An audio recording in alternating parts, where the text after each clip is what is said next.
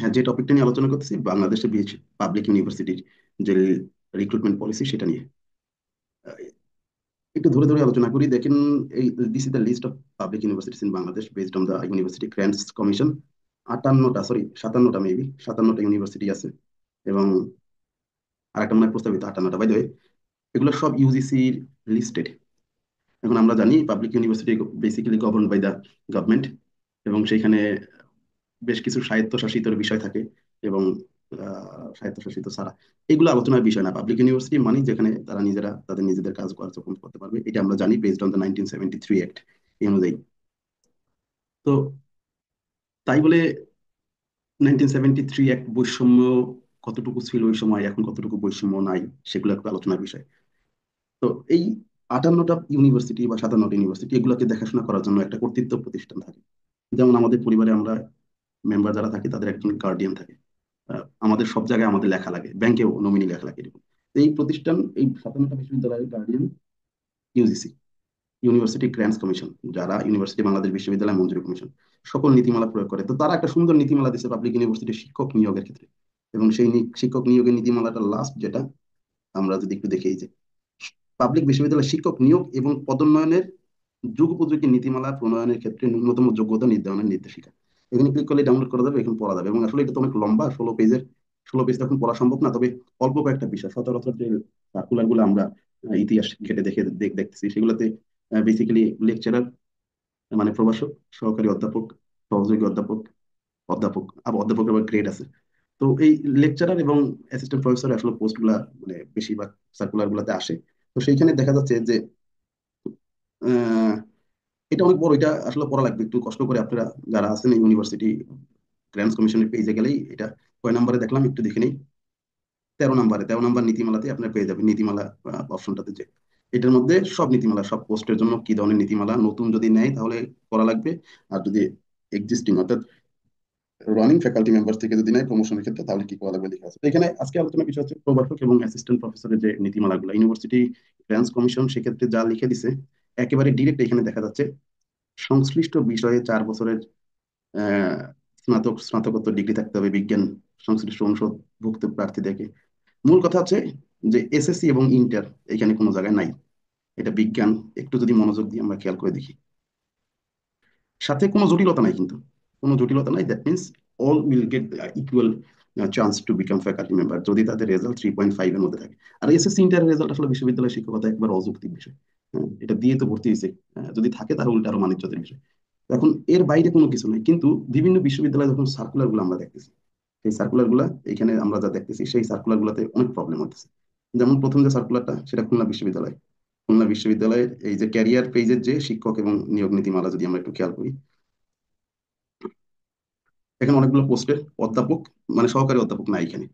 সহকারী অধ্যাপক, অধ্যাপকের ক্ষেত্রে নিয়মাবলী সকল বিষয়গুলো এখানে দেওয়া আছে, আসলে পড়া যায়। এখন মানে মূল বিষয় যেটা, সেটা হচ্ছে যে ইউজিসি কর্তৃত্ব সংগঠন প্রতিষ্ঠান তার একটা নীতিমালা ফিক্স করে দিচ্ছে, আমরা কেন তার বাইরে যাচ্ছি, এটার কারণ কি হতে পারে। এবং আমার কাছে মনে হয় যখনই আমরা এটার বাইরে যেতেছি তখনই আমাদের কোনো জায়গায় এই যে নানান ধরনের বিশ্ববিদ্যালয় শিক্ষক নিয়োগের যে রেকর্ড গুলো আমরা শুনছি ইতিহাসে, সেই জায়গাগুলো তৈরি হয়ে যায়। আমরা আসলে কেন এই নীতিমালাটা ফলো করতেছি না। অবেন ইউজিসি নীতিমালা আমরা ফলো করি, যদি ফলো না করি তাহলে তো যে কোনো ব্যক্তি, সে যে পক্ষেরই হোক বা যে মানুষই হোক, পক্ষের কথা বলতেছি কেন, পক্ষের কথা বলতেছি বিশ্ববিদ্যালয়ে শিক্ষকতা গুলোতে এমন একটা পর্যায়ে চলে আসছে যেখানে পক্ষের কথা বলা লাগতেছে আর কি। তো যেই আসুক সবাই একটা সমান সুযোগটা মানে জুলাই চেতনা সবাই ধারণ করতেছে, স্পিরিট ধারণ করে, এই ইন্ডাস্ট্রি আসলে না করাই ভালো তারপরেও। তো সেই ক্ষেত্রে আহ, এইরকম চেতনা ধারণ করেও যদি এরকম বৈষম্য থেকে যায় তাহলে এটা খুবই প্যাথেটিক। আর অ্যাপ্লিকেশন প্রসেসটা নিয়ে মানে এটা তো যৌক্তিক অযৌক্তিক বিষয়, মানে অযৌক্তিক বিষয় না, যৌক্তিকতা আছে। 10 কপি 12 কপি, 10 কপি করে 9 কপি করে পাঠানো লাগে। তো এটা আসলে মানে আরেকটু সহজভাবে করা যায় বলতে আমাদের রেকর্ডস গুলা একাডেমিক যে বিষয়গুলো থাকে, কারো আর্টিকেলস, কারো পাবলিশ পেপার, বই থাকলে সেগুলো অনলাইনে আমরা সাবমিট করে দিতে পারি। আর অফলাইনে শুধু আমরা ওই 10 কপি বলেন, 10 কপি কারণ রেফারেন্সের জন্য লাগে, দুইজন রেফারেন্স, তারপরে রেজিস্ট্রার বোর্ড, তারপরে জনসংস্থাপন, বিশ্ববিদ্যালয় বিসিসিআই প্ল্যানিং কমিটি, সবার কাছে যাই তো 10 কপি লাগে। তো সেক্ষেত্রে যদি আমরা এই 10 কপির যদি শুধু অ্যাপ্লিকেশনের পেজটা পাঠাই দিই তাহলে আমাদের জন্য সুবিধা, আর বাকিগুলো সব আমাদের অনলাইনে রিজার্ভ থাকলো। তো এটা তো সহজ হতে পারে, এই একটা জায়গা আছে। আর নিয়োগগুলা স্বচ্ছ হওয়া উচিত। আসলে স্বচ্ছ যে প্রসেসের মধ্যে অনেক জটিলতা থাকে নিয়োগ প্রসেস গুলোর মধ্যে, যে কিভাবে হবে, সেটা আসলে নির্ভর করে যদি বিদেশি সিস্টেম যদি দেখি আমরা বা বলি, সেক্ষেত্রে তো ডিরেক্ট সাইটেশন তার রিসার্চ ইম্প্যাক্ট কতটুকু আছে।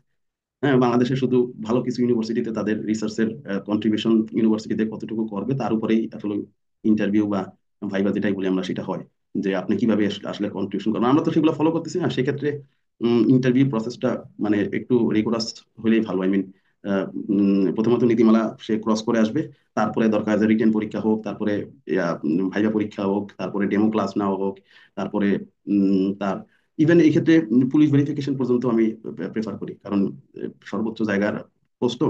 তো সেই ক্ষেত্রে ফাইনালি যে বিষয়টা সেখানে হচ্ছে কোনো পোস্টে আছে, কোন একটা বিশ্ববিদ্যালয়ে দেখলাম সেটা হচ্ছে অ্যাসিস্ট্যান্ট প্রফেসর, আবার পিএইচডিও লাগবে। পিএইচডি যদি লাগে তাহলে তো আসলে প্রমোশনের ক্ষেত্রে তো পিএইচডি কেউ চায় না আবার। হ্যাঁ, এই ক্ষেত্রে তো ওই যে আমি এইভাবে বলতে পারি যে আমরা বলতে পারি যে আমরা দেশ প্রধান যারা আমাদের হবে তাদের তো পিএইচডি ডিগ্রি স্যার আমরা দিতেছি না দেশ প্রধান। তো এখন এই ইউজিসি নীতিমালার বাইরে এগুলো নিয়ে কথা বলতে গেলে আসলে এক দুই দিন তিন দিন পর্যন্ত কথা বলা যায়। ইউজিসি নীতিমালা যেহেতু করছে বিশ্ববিদ্যালয়ের শিক্ষক বোর্ড, আমরা সেটাকে রেসপেক্ট করি, রেসপেক্ট করে তারপরে আমরা অন্য বিষয়গুলোতে মানে ফোকাস করতে পারি, তাহলে এটা ইয়ে হয় মানে নিয়োগ নীতিমালাগুলো যদি ঠিক না হয় এবং নিয়োগ যদি স্বচ্ছ না হয়, নিয়োগ যদি ঠিক না হয়, তাহলে এই বাংলাদেশ আসলে সুস্থ করা কখনোই সম্ভব না। তো এই হচ্ছে বিষয় এখন।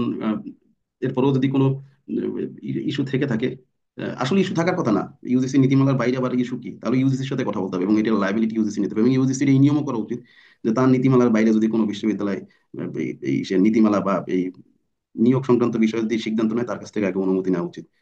এটা এটা তো ভায়োলেট করা সম্পূর্ণ। শিক্ষকরা যদি ভায়োলেট করি আমরা, তাহলে তো সমস্যা। তো আর যদি একেবারেই মানে কোয়ালিফাইড ক্যান্ডিডেটদের নেওয়া লাগে, তাহলে বলে দেখ যে এবিডিসি, তারপরে FD50-তে যদি দুইটা পেপার থাকে তাহলে ডাইরেক্ট জয়েন করো, এইটুকু বলো। সাইটেশনের কথা বলুক, আপনি কয়টা স্কোপাস পেপার ওয়েব অফ সায়েন্সের এসএসসি ইএসসি কতগুলো আছে সেগুলো বলুক। মানে দিজ আর ভেরি রিডিকুলাস। এখন এই বিষয়গুলো নিয়ে সবার ভাবা উচিত, টাইম হ্যাজ কাম, আদারওয়াইজ কুয়েটের মতো ঘটনা ঘটবে। কুয়েটের কোনো তো ঘটনা কেন বলতেছি, বাংলাদেশের প্রত্যেকটা ইনস্টিটিউশন এখনো ভালনারেবল পর্যায়ে আছে। এখান থেকে নিয়োগগুলো যদি স্বচ্ছ এবং ভালো না হয়, তাহলে আমরা অনেক বড় ভুক্তভোগী হবো। তো সবাই ভালো থাকবেন, দোয়া করবেন।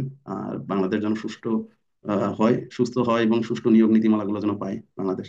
সবার কাছে এই রিকোয়েস্ট করবো, যারা ঊর্ধ্বতন কর্তৃপক্ষ এই মেসেজ যদি যায় কারো কাছে, প্লিজ আপনারা একটু ভেবে দেখবেন। এবং এর বাইরে গেলেই কোনো জায়গায় আইনি জটিলতা তৈরি হয়ে যায়। সবাইকে সমান সুযোগ দেন, তারপরে আমরা বেস্ট ক্যান্ডিডেট, আপনারা বেস্ট ক্যান্ডিডেট খুঁজে বের করুন। তো অনেক অনেক চাচ্ছিলাম না এরকম ভিডিও তৈরি করতে, ভিডিও তৈরি করা লাগলো বা দেওয়া লাগলো ভিডিও মেসেজ। সবাই ভালো থাকবেন, আসসালামু আলাইকুম, জাযাকাল্লাহ।